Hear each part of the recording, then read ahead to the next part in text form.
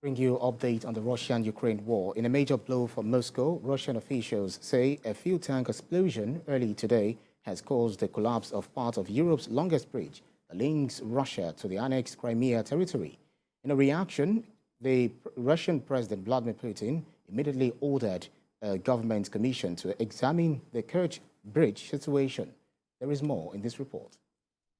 The heads of Russia's Ministry of Emergency Situations and the Ministry of Transportation immediately headed for the scene of the incident. The Russian-appointed head of Crimea, Sergei Askanov, confirmed that the Kerch bridge collapsed after a large explosion. The tanker was loaded on the 19-kilometer-long bridge, strategically important because it links Russia's Krasnodar region with the Russian-annexed Crimean Peninsula. The bridge spans the Kerch Straits, which connects the Black Sea to the Sea of Azov, on which sits key Ukrainian ports, including Mariupol. The exact cause of the fuel tanker fire on the bridge is still unclear. The bridge was opened by President Putin in 2018 as the only land link to Crimea and Russia.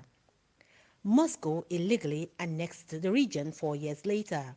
Meanwhile, UN humanitarian aid officials say urgently needed aid relief has reached areas of northeastern Ukraine recently reclaimed by Russian control.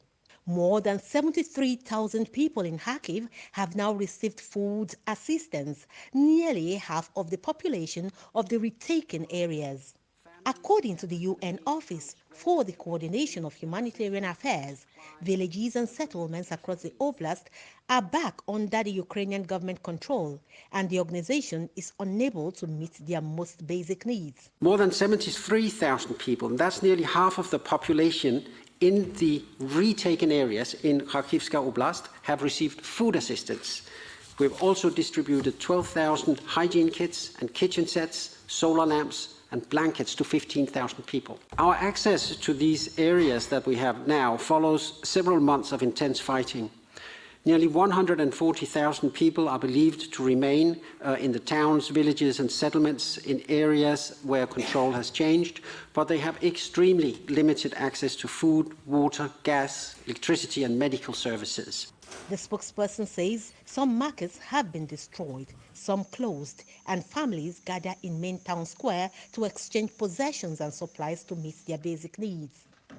Reports say nearly 140,000 people are believed to remain in the towns, villages, settlements in areas where control has changed, but they have extremely limited access to food, water, gas, electricity, and medical services.